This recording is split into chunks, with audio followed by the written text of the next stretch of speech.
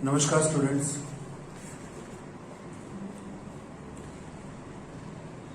आंकड़ाशास्त्र विषय में पहलू थियरिकल लेक्चर थियरिकल चैप्टर हूँ अत्यारे लेवा जई रह्यो छुं।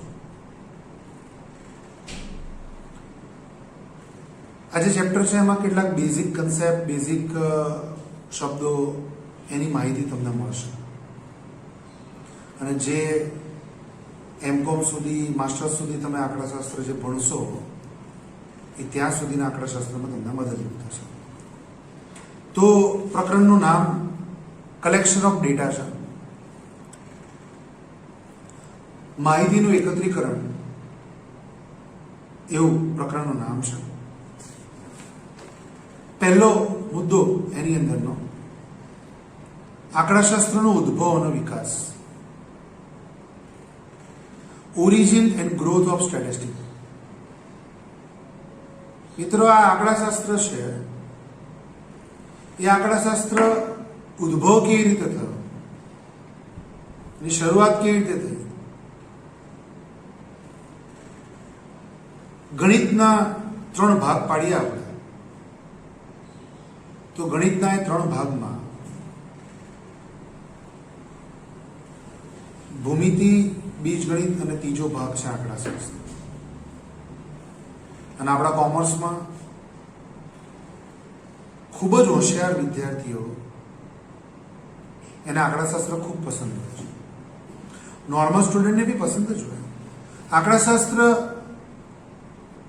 એ બુદ્ધિજીવી વિદ્યાર્થીઓ માટેનો એક વિષય છે।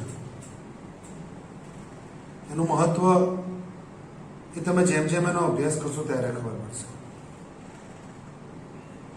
જેમ એક રોકેટનું પ્રક્ષેપણ કરવાનું હોય તો રોકેટના પ્રક્ષેપણ વખતે 1 સેકન્ડનું પણ ગણતરીમાં ફરક પડે, 1 સેકન્ડની પણ ગણતરીમાં ફરક પડે તો એ રોકેટ છે બ્લાસ્ટ થઈ જાય છે। તો ત્યાં આંકડાશાસ્ત્ર એ જરૂરી છે। કોઈ એક રસી શોધાઈ રહી હોય, કોઈ એક દવા શોધાઈ રહી હોય તો દવાની માત્રામાં ખૂબ જ ઓછી માત્રામાં કે અલ્પ માત્રાની અંદર કોઈ દવાનું કન્ટેન્ટ એનું જે વધારો કે ઘટાડો થાય એની સીધી પેશન્ટ પર અસર પડતી હોય તો એ અસરને માપવા માટે પણ આંકડાશાસ્ત્રનો ઉપયોગ થતો હોય છે। આજના સમયમાં આંકડાશાસ્ત્ર એ ઉદ્યોગ ક્ષેત્ર, રાજકારણ કે સામાજિક સંસ્થા કે અર્થશાસ્ત્રમાં, ભૂગોળમાં કે બધા જ વિષયની અંદર આંકડાશાસ્ત્રનો થોડો ઘણો ઉપયોગ છે આવતો હોય છે એની પદ્ધતિનો। તો પહેલું આપણે જોઈએ 1.1 આંકડાશાસ્ત્રનો ઉદ્ભવ અને વિકાસ, origin and growth of statistic. આંકડાશાસ્ત્રના ક્ષેત્રે ભારતનું પ્રદાન એ મૌર્ય સામ્રાજ્ય ઈસવીસન પૂર્વે 321 થી 296 ના સમયથી મહત્વનું રહ્યું છે। ચંદ્રગુપ્ત મૌર્યનું નામ તમે સાંભળેલું છે। તો એ સમયથી આંકડાશાસ્ત્રનો ઉપયોગ થતો આવ્યો છે। લોકોને ખબર નથી કે આંકડાશાસ્ત્ર છે, પણ યુઝ તો છે, તેનો ઉપયોગ તો થતો જ છે। મુગલ સમ્રાટ અકબરના શાસન દરમિયાન 1596-1597 ની આસપાસ મુગલ સામ્રાજ્યની વહીવટી અને મુલકી સેવાઓ અકબર રાજા એણે પોતાના રાજ્યની અંદર આંકડાશાસ્ત્રીય પદ્ધતિનો ઉપયોગ કર્યો હતો। એ બી જેવી આંકડાશાસ્ત્રીય પદ્ધતિની ઉચ્ચ કક્ષાની આંકડાશાસ્ત્રીય પદ્ધતિનો ઉપયોગ કર્યો હતો। અબુ ફઝલે આઈને અકબરી લખ્યું છે, એ આઈને અકબરીમાં આનો ઉલ્લેખ થયો છે। તો ભારતની અંદર રાજાઓના સમયથી આંકડાશાસ્ત્રનો ઉપયોગ છે એ ચાલતો આવ્યો છે। રાજ્યને લગતી માહિતીનું પૃથ્થકરણ કરવા માટે સૌ પ્રથમવાર ગોટફ્રીડ એકનવોલ એણે 1749 એની અંદર એક શબ્દ ઉપયોગમાં એણે લીધો હતો અને શબ્દ છે સ્ટેટિસ્ટિક। પ્રથમવાર આંકડાશાસ્ત્રના આ સ્ટેટિસ્ટિક શબ્દનો ઉપયોગ છે એણે કર્યો હતો। ઈસવીસન 1700 પહેલા આંકડાશાસ્ત્રનું પ્રદાન મુખ્યત્વે ખાલી સંભાવના નામનું પ્રકરણ તમે જે નાનપણમાં ભણી ગયા છો, તો આ સંભાવના નામના પ્રકરણનો ઉપયોગ કરવા માટે ખાસ કરીને કેટલીક કલ્પનાઓ, સંભાવનાયુક્ત કલ્પનાઓનો ઉપયોગ કરવા માટે આ દાખલાઓ નાના મોટા ગણવા માટે આંકડા શાસ્ત્રનો ઉપયોગ કરતો હતો, એ વખતે થતો હતો.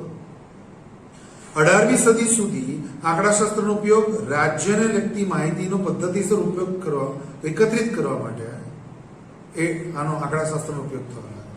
રાજ્યને લગતી માહિતી એકત્ર કરવા માટે આંકડાશાસ્ત્રનો ઉપયોગ એ 18મી સદીમાં થવા લાગ્યો. એન્સાઇક્લોપીડિયા બ્રિટાનિકામાં ઈસવીસન 1797માં આંકડાશાસ્ત્ર શબ્દનો ઉલ્લેખ થયેલો છે. સંભાવનાના પ્રારંભિક પરિણામો શરૂઆતની અંદર 17મી અને 18મી સદીમાં સૌપ્રથમ શોધાયા હતા, અને એ વખતે બે મહારથીઓ લાપ્લાસ અને ગોસ, એને આંકડાશાસ્ત્રનો ઉપયોગ છે એમણે બહોળો આની અંદર કર્યો. સૌ પ્રથમવાર આંકડાશાસ્ત્રીય સમિતિ ફર્સ્ટ ટાઈમ રચાઈ હતી. રોયલ આંકડા શાસ્ત્રીય સંગઠન, રોયલ સ્ટેટિસ્ટિકલ સોસાયટીની સ્થાપના 1834માં લંડન શહેરમાં થઈ. 19મી સદીનો એન્ડ આવ્યો, 20મી સદીની શરૂઆત થઈ. ત્યારે આંકડાશાસ્ત્રના આધુનિક પાસાઓનો ઉપયોગ છે એ ધીમે ધીમે એનો બહોળો ઉપયોગ એ થયો. ગેલ્ટન અને કાર્લ પિયર્સન નામના આંકડાશાસ્ત્રીઓએ આ આંકડાશાસ્ત્રનો ઉપયોગ વિજ્ઞાનમાં કર્યો, ખેતીમાં કર્યો, રાજકારણમાં કર્યો, અને ત્યારબાદ એનો વધુમાં વધુ ઉપયોગ છે એ અનેક ક્ષેત્રોમાં થવા લાગ્યો. ગાણિતિક આંકડાશાસ્ત્રના રચયિતા કાર્લ પિયર્સન હતા. તમને જો ઓબ્જેક્ટિવ પૂછે કે ભાઈ કાર્લ પિયર્સન ગાણિતિક આંકડાશાસ્ત્રના રચયિતા કોણ હતા, તો તે કાર્લ પિયર્સન હતા. એમણે ઇંગ્લેન્ડમાં ઉચ્ચ કક્ષાની આંકડાશાસ્ત્રીય પ્રયોગશાળાની રચના એ વખતે કરી હતી. ઈસવીસન 1911માં લંડનની યુનિવર્સિટીની અંદર પ્રથમવાર આંકડાશાસ્ત્ર વિભાગની સ્થાપના થઈ, અને એની અંદર આંકડાશાસ્ત્ર વિષય એ વ્યવસ્થિત રીતે ભણાવવાની શરૂઆત થઈ. 1910 અને 1920 અને 20ની વચ્ચેનો સમયગાળો છે. એમાં ગોસેટ અને ફિશરે લઘુ નિદર્શ નામનું પ્રકરણ, એ તમારે આગળ જતા થોડાક સમય પછી આવશે, એનો ઉપયોગ આવશે. તો લઘુ નિદર્શની અંદર એની માહિતી એકત્રિત કરવા માટે અથવા એની માહિતી માટે આધુનિક આંકડાશાસ્ત્રીય વિજ્ઞાનની રચના કરવાનો પ્રારંભ એમણે કરેલો. ત્યારબાદ ફિશરની વાત કરીએ તો ફિશરે જેનેટિક્સ, બાયોમેટ્રિક, મનોવિજ્ઞાન, સાયકોલોજી, શિક્ષણ, ખેતી, આવા અનેક ક્ષેત્રોમાં આંકડાશાસ્ત્રનો ઉપયોગ છે એમણે કર્યો. એટલા માટે તમે કહી શકો કે ફિશર છે એ આંકડાશાસ્ત્રના પિતા તરીકે જાણીતા છે. એક્ઝામમાં અનેક વાર પૂછાય છે કે આંકડાશાસ્ત્રના પિતા તરીકે કોણ જાણીતું છે? આંકડાશાસ્ત્રના પિતા તરીકે ફિશર જાણીતા છે. 1930 દરમિયાન પિયર્સન અને જે નેમાન દ્વારા સંયુક્ત રીતે કેટલાક કાર્યો કરવામાં આવ્યા. એમાં અગાઉ વિકસિત થયેલો આંકડાશાસ્ત્રની કેટલીક થિયરીઝ, કેટલીક બાબતો, કેટલીક રચનાઓ, એમાં સુધારા વધારા કર્યો અને એમાં વ્યાપક રીતે આંકડાશાસ્ત્રનો ઉપયોગ કર્યો. અને ત્યારબાદ લેટેસ્ટમાં લેટેસ્ટ નવી આંકડાશાસ્ત્રીય પદ્ધતિનો ઉપયોગ છે એ શરૂ થયો. એમાં એક મુદ્દો છે બીજો, ભારતમાં આંકડાશાસ્ત્રનો વિકાસ. ભારતના જાણીતા આંકડાશાસ્ત્રી પી.સી. મહાલનોબિસે ભારતીય આંકડાકીય સંસ્થા અથવા આંકડાશાસ્ત્રીય સંસ્થા ઇન્ડિયન સ્ટેટિસ્ટિકલ ઇન્સ્ટિટ્યૂટ ISI એની સ્થાપના 1931માં કોલકાતા ખાતે કરી. 1941માં કોલકાતા યુનિવર્સિટીમાં સૌ પ્રથમવાર અનુસ્નાતક કક્ષાએ આંકડાશાસ્ત્ર વિષયની શરૂઆત થઈ. પ્રથમવાર આંકડાશાસ્ત્ર વિષયને એ અભ્યાસ એનો વિદ્યાર્થીઓમાં એની શરૂઆત કરી. 1950માં પી.સી. મહાલનોબિસ દ્વારા પ્રસ્તુત કરાયેલી રાષ્ટ્રીય નિદર્શ તપાસ નેશનલ સેમ્પલ સર્વે, મહાલનોબિસ સાહેબે જે નેશનલ સેમ્પલ સર્વેની સ્થાપના કરી એની સરકાર દ્વારા એને માન્યતા આપવામાં આવી અને માહિતી એકત્રીકરણનો પ્રથમ તબક્કો ઓક્ટોબર 1950 થી શરૂ થયો. એક અન્ય આંકડાશાસ્ત્રીય સંસ્થા છે ભારતીય ખેતી વિષયક આંકડાશાસ્ત્ર સંશોધન સંસ્થા, Indian agriculture statistical research institute, IASRI.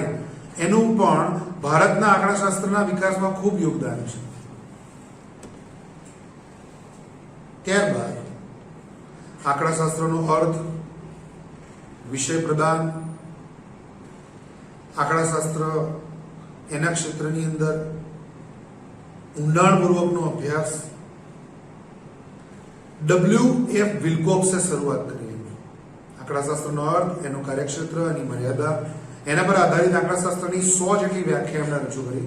W.F. વિલ્કોક્સ 1931માં એમણે વ્યાખ્યા 100 જેટલી લીધી. એની સૂચિ એમણે એકત્રિત કરી. ક્રોક્સ્ટન અને ક્રાઉડનના મતે આંકડાશાસ્ત્રની વ્યાખ્યા નીચે મુજબ છે. હવે હું તમને આંકડાશાસ્ત્રની વ્યાખ્યા એ સમજાવું છું, ધ્યાનથી સમજજો. મારી પાસે આ ચશ્માનું બોક્સ છે. હું જો એને નીચે ફેંકું તો આ નીચે પડ્યું. આ આંકડાશાસ્ત્ર, આ ચશ્માનું બોક્સ છે, હું નીચે ફેંકું છું, એનો મતલબ આ નીચે પડ્યું તો ગુરુત્વાકર્ષણ નામનો નિયમ એમાં લાગે છે. જે રીતે આ બોક્સ નીચે પડ્યું ત્યાં ગુરુત્વાકર્ષણનો નિયમ સિદ્ધાંત લાગુ પડે છે, એ રીતે પ્રત્યેક શાસ્ત્રમાં વિજ્ઞાન હોય છે. વિજ્ઞાનની અંદર નિયમ અથવા વિજ્ઞાનની અંદર સિદ્ધાંતો સ્થાપિત કરવામાં આવે છે. આ ગુરુત્વાકર્ષણનો નિયમ વિજ્ઞાનમાં ભણવામાં આવે છે. એ રીતે આંકડાશાસ્ત્ર પણ એક પ્રકારનું વિજ્ઞાન છે, કારણ કે એમાં બી સિદ્ધાંતો છે, એમાં પણ કેટલાક નિયમો છે. અને એટલા માટે આંકડાશાસ્ત્ર એક વિજ્ઞાન છે જેમાં પૃથ્થકરણ, આંકડાકીય માહિતીનું એકત્રીકરણ, પૃથ્થકરણ અને અર્થઘટન કરવામાં આવે છે. આંકડાશાસ્ત્ર એક વિજ્ઞાન છે જેમાં આંકડાકીય માહિતીનું એકત્રીકરણ, ડેટા કલેક્ટ કરવામાં આવે, પૃથ્થકરણ, એની અભ્યાસ કરવામાં આવે અને એનું અર્થઘટન કરવામાં આવે છે. તમે 5મું ચેપ્ટર ભણશો વિષમતા, તો વિષમતાનો એન્ડ, એનો જે રિઝલ્ટ આવશે, દાખલાનો જવાબ આવે, એનું અર્થઘટન છે. 12મા ધોરણની અંદર આંકડાશાસ્ત્રમાં સહસંબંધ નામનું પ્રકરણ આવશે. આ સહસંબંધ નામના પ્રકરણમાં R બરાબર જવાબ આવશે. બે ચલ વચ્ચે કાર્યકારણનો સંબંધ, જેમ કે વરસાદ અને પાક. વરસાદ અને પાક એવા બે ચલ, તે બંને વચ્ચેનો સંબંધ કેવો છે, ગાઢ. એમની બંને વચ્ચેની ઘનિષ્ઠતા માપવા માટે સહસંબંધાંક નામનો એક માપ, આંકડાશાસ્ત્રીય માપનો ઉપયોગ કરવામાં આવે છે. R બરાબર 1 આવે તો એનું અર્થઘટન છે કે સંપૂર્ણ સહસંબંધ, ઘનિષ્ઠ સહસંબંધ. R બરાબર 0 આવે મતલબ સહસંબંધનો અભાવ. તો આ આંકડાશાસ્ત્ર કરે શું છે? ડેટા કલેક્ટ કરે છે, એનું વર્ગીકરણ કરે છે, એને ગોઠવે છે, એનું પૃથ્થકરણ કરે છે, અભ્યાસ કરે છે અને છેલ્લે એનું એક અર્થઘટન કરે છે. તો આંકડાશાસ્ત્ર એક વિજ્ઞાન છે જેમાં આંકડાકીય માહિતીનું એકત્રીકરણ, પૃથ્થકરણ અને એનું અર્થઘટન કરવામાં આવે છે. આંકડાશાસ્ત્ર માહિતી એ માત્ર આંકડાઓ ભેગા કરવા કે જથ્થાવાચક માહિતી માટે જ વપરાય એવું નથી હોતું. આંકડાશાસ્ત્ર એ ગુણવાચક માહિતી માટે અથવા ગુણધર્મ આધારિત માહિતી માટે પણ એનો ઉપયોગ છે એ કરવામાં આવતો હોય છે. ઔદ્યોગિક આંકડાશાસ્ત્ર અને આંકડાશાસ્ત્રની એક શાખા એક કાર્યાત્મક સંશોધન, સ્ટેટિસ્ટિકનો એક ભાગ છે. આ આંકડાશાસ્ત્રનો એક ભાગ છે કાર્યાત્મક સંશોધન, જેને અંગ્રેજીમાં કહે છે ઓપરેશન રિસર્ચ. તો આ ઓપરેશન રિસર્ચનો ઉપયોગ પણ સ્ટેટિસ્ટિકની એક શાખા તરીકે ઉપયોગ કરવામાં આવે છે. આજથી વર્ષો પહેલા સૌ પ્રથમવાર મિલિટરીમાં એનો ઉપયોગ કર્યો હતો. બીજા વિશ્વયુદ્ધ દરમિયાન મિલિટરી પ્રોજેક્ટ્સમાં ઉપયોગ થયો હતો. આપણી પાસે કેટલા શસ્ત્રો છે, કેટલા સૈનિકો છે, કેટલી ટેન્ક છે, સામેના પક્ષમાં દુશ્મન પર હુમલો કરવા માટે શું કરવામાં આવે, કેટલા સાધનો ઉપયોગમાં લેવામાં આવશે, કેટલા સાધન છે અને કેટલો ઉપયોગમાં લેવાના અને કેટલા ખૂટે છે, આ બધાનું મેનેજમેન્ટ કરવા માટે કાર્યાત્મક સંશોધનનો ઉપયોગ થયો હતો. ઓપરેશન રિસર્ચનો ઉપયોગ થયો. એવી રીતે 1949માં હૈદરાબાદમાં રિજિયોનલ રિસર્ચ લેબોરેટરી ખાતે કાર્યાત્મક સંશોધનનો એક એકમ અસ્તિત્વમાં. રાષ્ટ્રીય આયોજન તપાસ માટે 1953માં 1953માં આઈએસઆઈ કોલકાતા ખાતે એક કાર્યાત્મક સંશોધનની રીતોનો ઉપયોગ કરીને પ્રીસી મહાલનોબિસે બીજી પંચવર્ષીય યોજનાનું માળખું તૈયાર કર્યું હતું. એટલે કાર્યાત્મક સંશોધનનો ઉપયોગ કરવા માટે એનો ઉપયોગ કરીને સરકારે ઓછામાં ઓછા સ્ત્રોત દ્વારા વધુમાં વધુ માથાદીઠ આવક કેવી રીતે મેળવવી, ઉદ્યોગોમાં જુદા જુદા ઘટકો કે માણસો કે યંત્રો વગેરેની ઇષ્ટતમ ફાળવણી નક્કી કરવા માટે, ભવિષ્યમાં બજારની માંગને પહોંચી વળવા માટે કેટલો સંગ્રહ કરવો, કેટલો પુરવઠો રાખવામાં આવશે, આ બધાનો ઉપયોગ આંકડાશાસ્ત્રની અંદર કાર્યાત્મક સંશોધનમાં થાય છે. મેં તમને સ્ટેટિસ્ટિકનો ઉપયોગ કીધો. મિત્રો, સ્ટેટિસ્ટિક એ જેવો તેવો સબ્જેક્ટ નથી. ખૂબ આનંદથી ભણી શકો, ખૂબ વધુ માર્ક્સ લાવી શકો, ખૂબ ઇન્ટેલિજન્ટ વિદ્યાર્થીઓને તો ખૂબ મજા આવે એવો સબ્જેક્ટ છે. જેવો તેવો સબ્જેક્ટ નથી. એમાં કેલ્ક્યુલેશન્સ છે.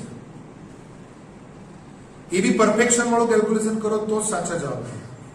સચોટ માહિતી હોવી જોઈએ, સચોટ પૃથ્થકરણ હોવું જોઈએ, સચોટ માહિતીનું એકત્રીકરણ હોવું જોઈએ, તો તમે સચોટ અર્થઘટન કરી શકો છો. હવે તમને ચેપ્ટરનો 1.2 એક મુદ્દો છે. સંખ્યાત્મક માહિતી અને ગુણાત્મક માહિતી એની બાબત, એની જે સમજ છે એમાં તમને આપવાનું છે. હવે એક શબ્દ હું તમને સમજાવું છું. સમષ્ટિ. પોપ્યુલેશન.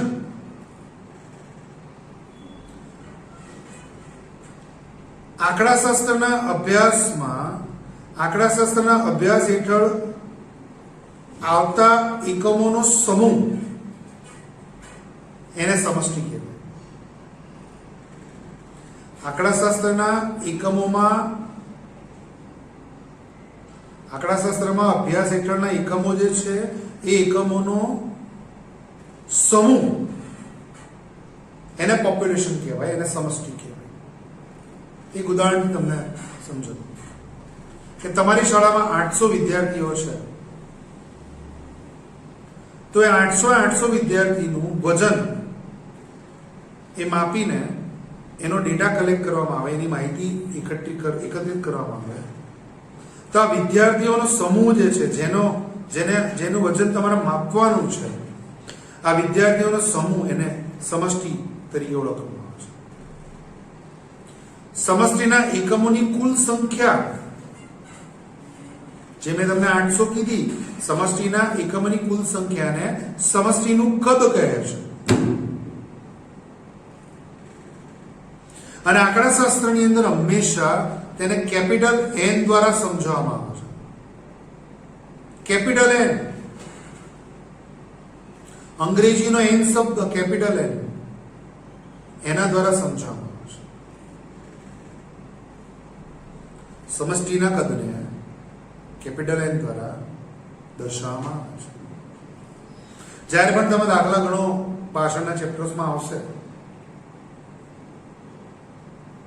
કે એક શાળાની અંદર કુલ 800 વિદ્યાર્થીઓનો અભ્યાસ કરવામાં આવે. કુલ 800 વિદ્યાર્થીઓ, capital N is equal to 800. હવે જે સમષ્ટિના કુલ એકમો ને તમે ગણી શકો, એ ગણ્ય હોય, તમે એને માપી શકો, ગણી શકો, તો તો એને શાંત સમષ્ટિ કહેવાય. શાંત સમષ્ટિ. જે સમષ્ટિના એકમોને તમે ગણી શકો છો એને શાંત સમષ્ટિ કહેવાય. જે સમષ્ટિના એકમો ગણી શકાતા નથી, અનંત છે, એને અનંત સમષ્ટિ તરીકે ઓળખવામાં આવે છે. આકાશમાં રહેલા તારા, સ્ટાર્સ, અનંત સમષ્ટિ. પણ તમારી શાળામાં રહેલા વિદ્યાર્થીઓની સંખ્યા ગણી શકાય છે, એટલે આપણે એને શાંત સમષ્ટિ તરીકે ઓળખીએ છીએ. હવે આ જે 800 બાળકો છે, એ 800 બાળકોનો અભ્યાસ કોઈ બાબતનો કરવાનો છે, જેમ કે એનું વજન માપવાનું છે, કે આ 800 વિદ્યાર્થીઓની ઊંચાઈ માપવાની છે, 800 બાળકો. પણ એ 800 બાળકોની ઊંચાઈ કે વજન માપીએ તો આ જે ઊંચાઈ કે વજન એક બાબત જેનો આપણે અભ્યાસ કરવાનો છે, આપણે એને ચલ લક્ષણ કહીશું.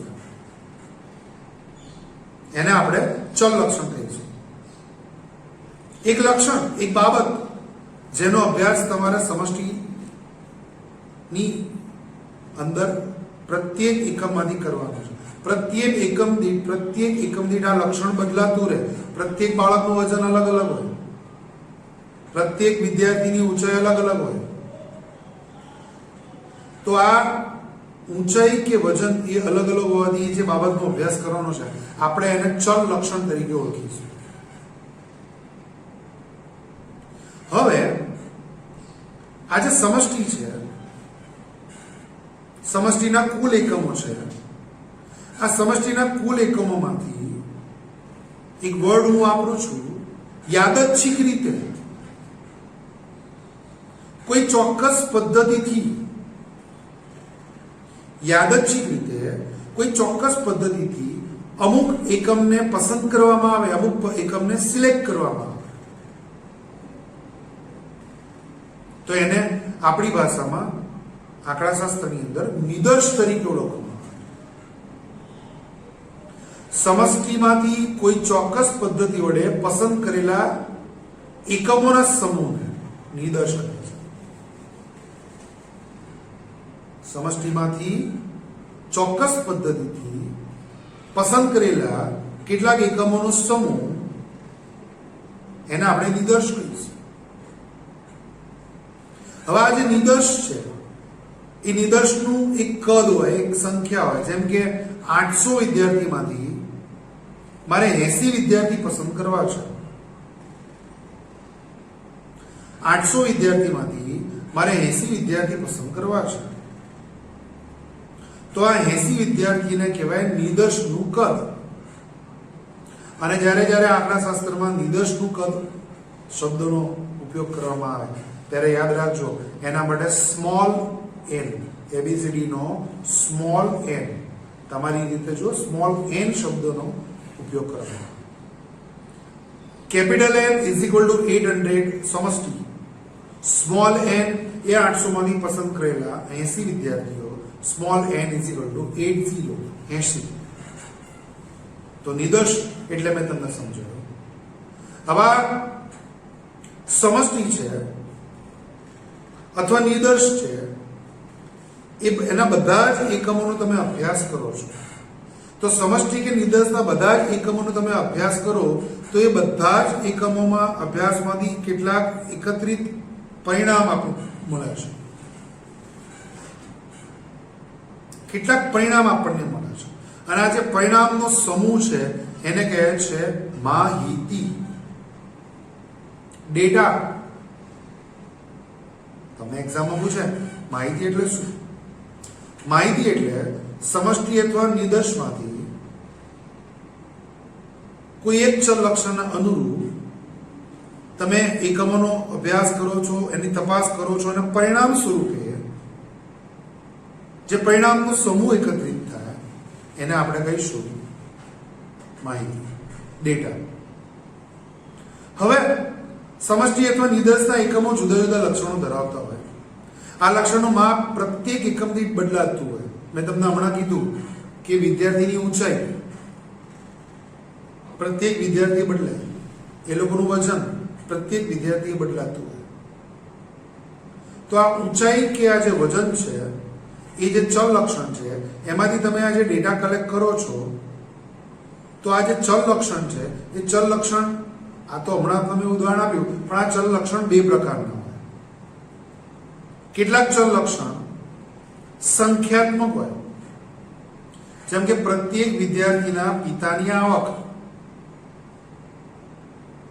પ્રત્યેક વિદ્યાર્થીની ઊંચાઈ આંકડામાં મપાય, પ્રત્યેક વિદ્યાર્થીનું વજન આંકડામાં માપો.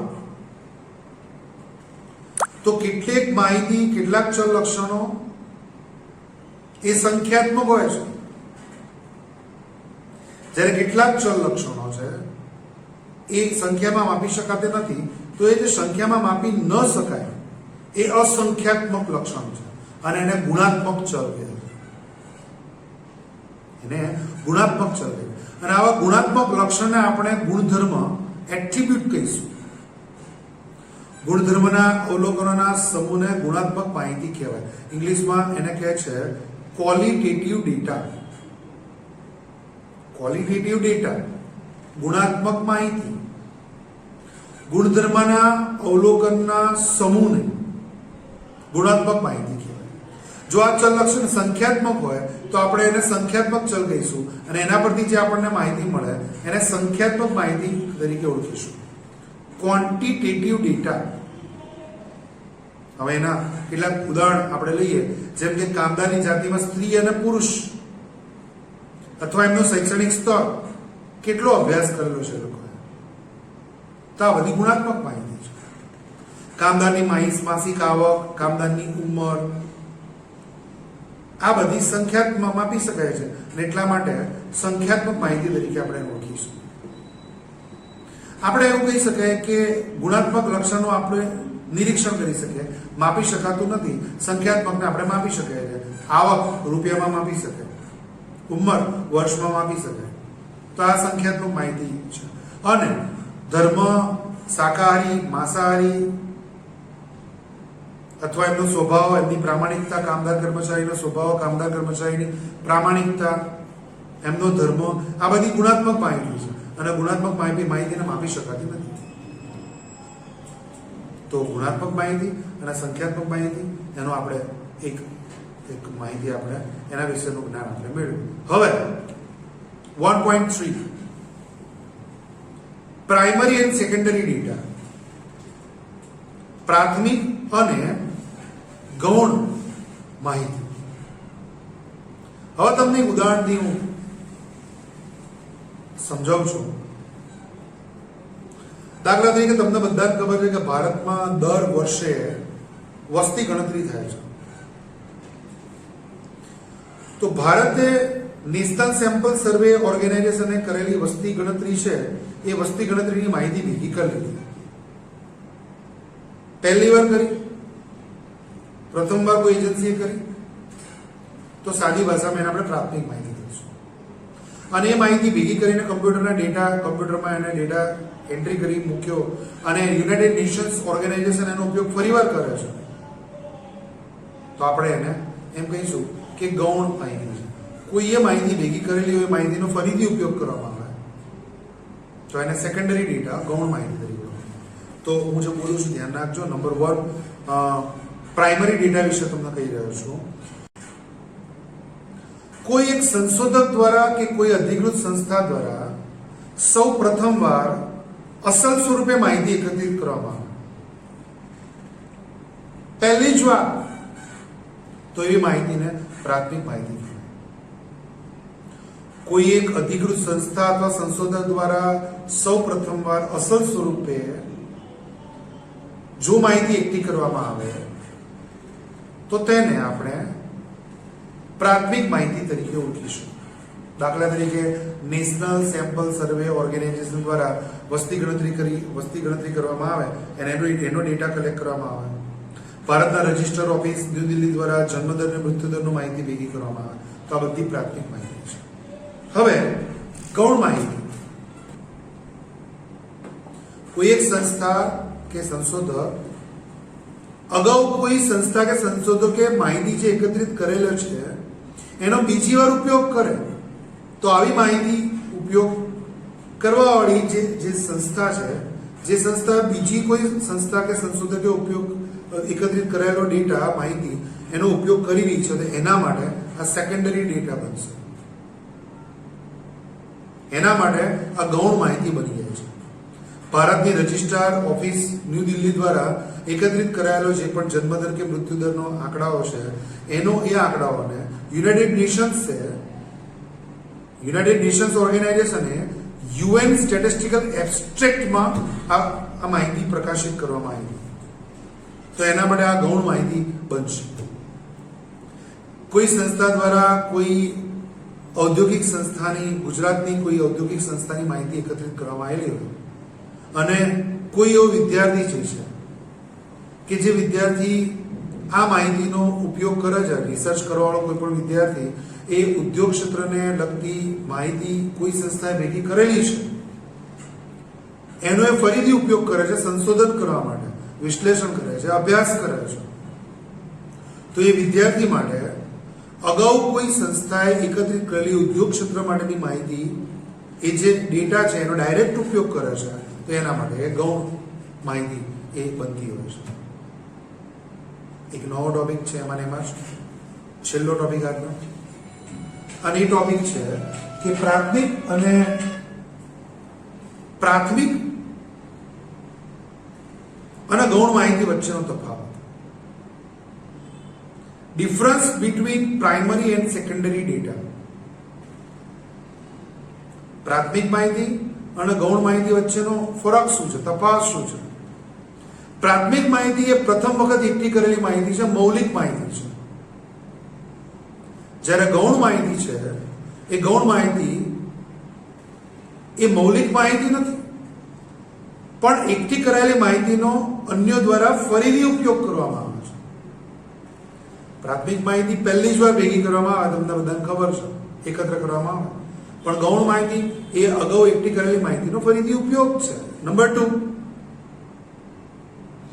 પ્રાથમિક માહિતી તપાસ હેઠળના એકમ પરથી એકત્રિત કરવામાં આવે છે, જ્યારે ગૌણ માહિતી એ પ્રાથમિક માહિતી ઉપરથી મેળવવામાં આવે છે. નંબર 3, પ્રાથમિક માહિતી સામાન્ય રીતે મૂળભૂત સ્વરૂપે, બેઝિક સ્વરૂપે કાચી માહિતી છે, એનું વર્ગીકરણ બાકી છે અને પુસ્તક રચના બાકી છે. તમે સમજો કે તમારી શાળાની અંદર પ્રત્યેક વિદ્યાર્થીની ઊંચાઈ કે વજન જે માપવામાં આવ્યું છે એ વજન બધું અલગ અલગ હશે. 48 kilo, 47 kilo, 51 kilo, 52 kilo, 60 kilo, 40 kilo, whatever જે પણ હોય, પછી એને ગોઠવવામાં આવે છે કે કેટલા વિદ્યાર્થીઓ એવા છે કે જે 40 થી 42, 42 થી 44, 44 થી 46, 46 થી 48, 48 થી 50, 50 થી 52, 52 થી 54, એ રીતે વર્ગીકૃત કરવામાં આવે. પછી તમને બધાને ખબર છે કે આપણે ઊભી 4 લાઈન, 1 લાઈન આડી કરી એવી રીતે આપણે ડેટા ને એનું વર્ગીકરણ, એનો અભ્યાસ કરવામાં આવતો હોય છે. માહિતીને આપણે એને ગોઠવતા હોય છે, વર્ગીકરણ કરવામાં આવતું હોય છે. તો ગૌણ માહિતી એ વર્ગીકૃત થયેલી જ હોય છે, પુસ્તક રચના એની થયેલી જ હોય છે, જ્યારે પ્રાથમિક માહિતી એના મૂળભૂત સ્વરૂપમાં હોય છે.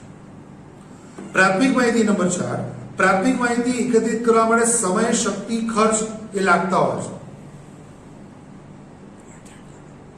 પ્રાથમિક માહિતી છે, પ્રાથમિક માહિતી એકત્રિત કરવા માટે સમય, શક્તિ અને ખર્ચ એ લાગતા હોય છે, જ્યારે ગૌણ માહિતી છે એના માટે સમય, શક્તિ અને ખર્ચ થોડી ઓછી વપરાય છે. કેમ? પ્રાથમિક માહિતી વખતે ફર્સ્ટ ટાઈમ તમે સંશોધક રાખો છો, ફર્સ્ટ ટાઈમ માહિતીનું સંશોધન થતું હોય, આગળ રાખવામાં આવે તો એમાં ખર્ચો વધારે થાય, સમય વધારે લાગે, ખર્ચ. પણ એ ડેટા એક વખત કલેક્ટ થઈ ગયો હોય તો એ ડેટાનો પછી ફરીથી ઉપયોગ કરવામાં આવે તો એમાં સમય, શક્તિ અને ખર્ચ ઓછું લાગતું હોય. પ્રાથમિક માહિતી સામાન્ય રીતે વિશ્વસનીય હોય છે, કારણ કે ફર્સ્ટ ટાઈમ ડેટા કલેક્ટ કરવામાં આવે છે, જ્યારે ગૌણ માહિતી અન્ય વ્યક્તિ દ્વારા એમના હેતુ માટે ઉપયોગમાં લેવાયેલી છે અને એટલા માટે માહિતી વાપરનારના હેતુના અનુસંધાનમાં કોઈ એક હેતુ માટે કોઈ બીજાએ માહિતી વાપરેલી છે, એ માહિતીનો ઉપયોગ હું કરતો હોઉં દાખલા તરીકે એક સંશોધક તરીકે, તો એટલી વિશ્વસનીય ન પણ હોઈ શકે, એવું બની શકે, કારણ કે અન્યએ ઓલરેડી એ માહિતીનો ઉપયોગ પહેલા કરેલો જ છે. એનો ઉપયોગ આપણે ફરીથી કરતા આવીએ તો એ પ્રોપર રીતે ન થાય, અથવા એ વિશ્વસનીય ન હોય, અથવા એમના અનુસંધાનમાં હોય, એવું બની શકે. તો ફ્રેન્ડ્સ, પ્રાથમિક માહિતી અને ગૌણ માહિતીનો તફાવત જોયો. પ્રાથમિક માહિતી ગૌણ માહિતીની સમજ આપણે મેળવી. એ સિવાય આપણે સમષ્ટિ, નિદર્શ, સંખ્યાત્મક ચલ, ગુણાત્મક ચલ આ ભારતમાં આંકડાશાસ્ત્રનો વિકાસ અને આંકડાશાસ્ત્રનો ઉદ્ભવ, વિકાસ એના વિશેની ડિટેલ જોઈ. તમે પોતાના પુસ્તકમાં ફરીથી આ વસ્તુ વાંચજો, સમજજો, અને ન ખબર પડે તો મને પૂછજો.